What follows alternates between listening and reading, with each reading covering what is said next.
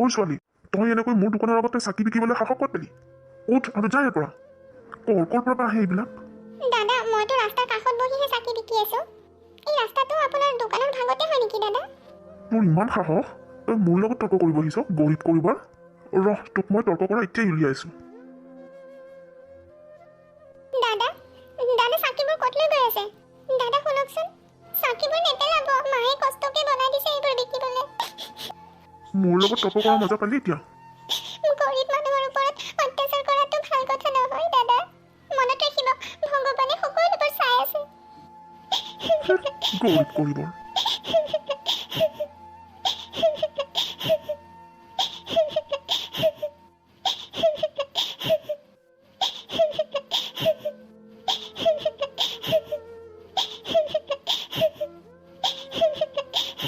কি হৈছে মাজনী?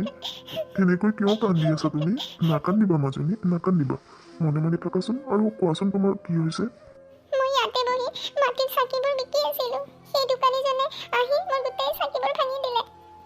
এতিয়া মই কি কৰিম আৰু মাক কি ক'ম? নাকান্দিবা মাজনী, নাকান্দিবা। মনে মনে থাকাচোন আৰু তুমি বেলেগ জেগাত গৈ এই চাকিবোৰ বিকা। গৰিব মানুহক অসুবিধা দি নাজানো এই ধনী মানুহবোৰে কি পায়। গৰিবৰ কথা কোনো নুশুনে মাজনী। নাকান্দিবা মাজনী, নাকান্দিবা। ভগৱানে তোমাক সহায় কৰক।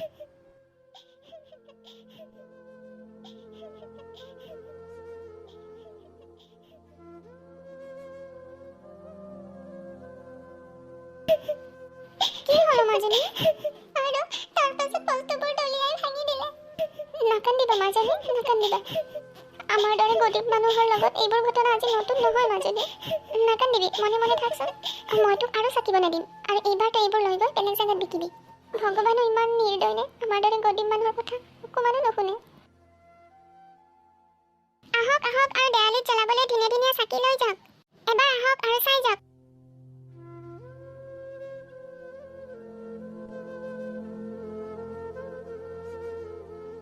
আজি গধূলিলৈ চাকিবোৰ বিক্ৰী কৰি মাত্ৰ 70 টকাহে পালো।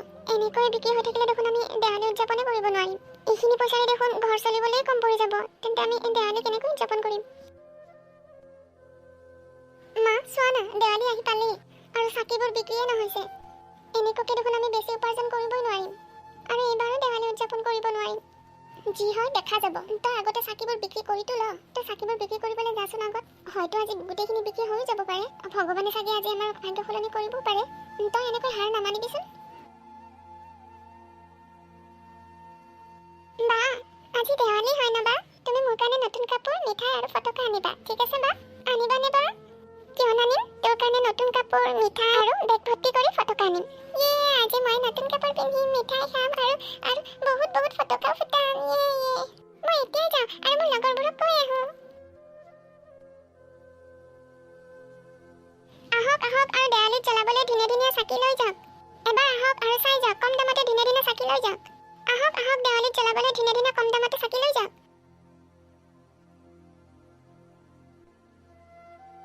আজি বিক্ৰী অলপ ভালেই হৈ আছে।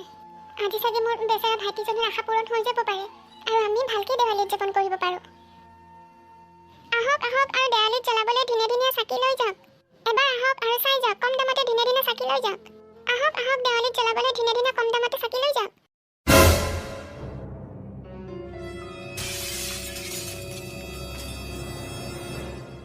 ইয়াতে মোৰ একো দুখ নাই। ইয়াতে সৰু ছোৱালীজনী পটককে গাড়ীৰ আগত আহি যোৱাৰ কাৰণেই হ'ল এনেকুৱা। মইতো বচাবলৈ পুৰা ট্ৰাই কৰিছিলোঁ। সেইটোতো গম পাইছোঁ, কিন্তু ছোৱালীজনী তোৰ গাড়ীৰেই দুখ পাইছে ন। আৰু এতিয়া তইতো ইয়াক ডক্টৰৰ তাতে লৈ যাব লাগিব ন। ঠিক আছে, যিমানখিনি পাৰোঁ মোৰ ফালৰ পৰা মই কৰিম। কেনেকুৱা মাক বাপেকহে আপোনালোক? নিজৰ ল'ৰা ছোৱালীৰ প্ৰতি ধ্যান নাথাকে। আপোনালোকৰ ল'ৰা ছোৱালীৰ প্ৰতি অমনোযোগিতাৰ বাবে আজি এজনী গৰীব ছোৱালী এক্সিডেণ্ট হ'ব লগা হ'ল। চাওকচোন, আপোনালোকৰ ছোৱালীজনীক বচাব গৈ তাই কিমান বেয়াকৈ দুখ পাইছে। মাটিৰ চাকি বিক্ৰী কৰি খোৱা ছোৱালীজনী তোমাৰ ছোৱালীজনীক বচাব গৈ কিমান বেয়াকৈ দুখ পাইছে। এতিয়া তাইক হস্পিটেলত লৈ যোৱা দায়িত্বটো আপোনালোকৰো হয়।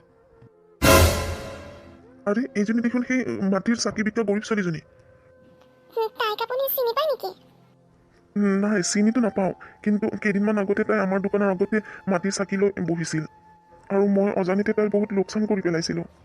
শুনা, তাই আমাৰ ছোৱালীজনীক বচাই কাৰণে এটা নতুন জীৱন দিছে। তাইক পটাপট হস্পিটেললৈ লৈ ব'লা। তাইক যাতে একো নহয়। ব'লা ব'লা, পটাপট তাইক হস্পিটেললৈ লৈ ব'লা।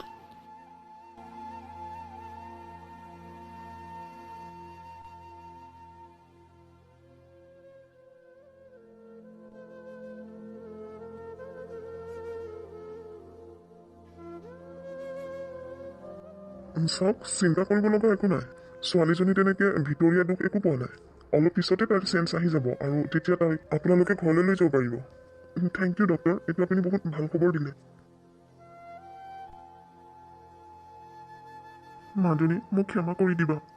সেইদিনাখন মোৰ কাৰণে তোমাৰ বহুত লোকচান হৈ গৈছিল আৰু মই তোমাক বিনা কাৰণত মনত দুখ দিছিলোঁ। মাজনী, তোমাৰ এই উপকাৰ জীৱনভৰ পাহৰিব নোৱাৰিম। তুমি আমাৰ ওপৰত বহুত ডাঙৰ উপকাৰ কৰিছা। তেনেকৈ নক'ব খুৰা-খুৰী, এইটো তোমাৰ ডিউটি আছিলে। মই কেৱল মোৰ ডিউটিহে পালন কৰিছোঁ। মই এতিয়া ঘৰলৈ যাব বিচাৰিছোঁ। আপোনালোকে মোক ঘৰলৈ লৈ যাব পাৰিব নেকি? নিশ্চয় মাজনী, নিশ্চয়।